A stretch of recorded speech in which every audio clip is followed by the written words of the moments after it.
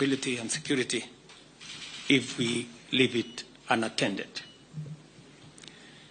The signing of this bill paves way for the establishment of the selection panel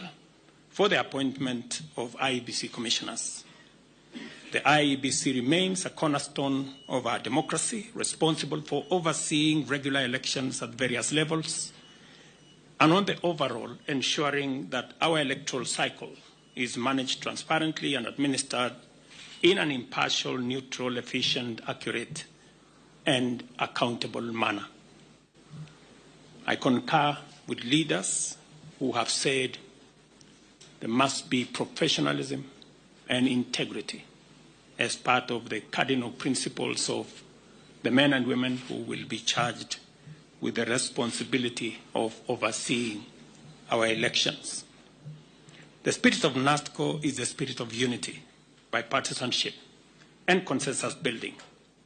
values which have helped our nation overcome its most challenging moments. Even as I assent to this bill, I look forward to supporting and facilitating any other outputs of the national consensus that was NATCO to ensure that Kenya moves forward and with as many hands on deck as is possible.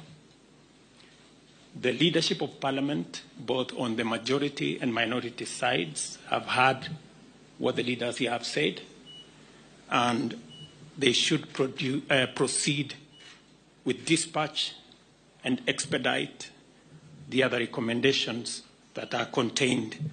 in the NATCO report and process the necessary bills and interventions that are necessary for us to actualize the output of that report. Beyond NATCO, we are currently engaged in discussions as a country about our economy. As we know,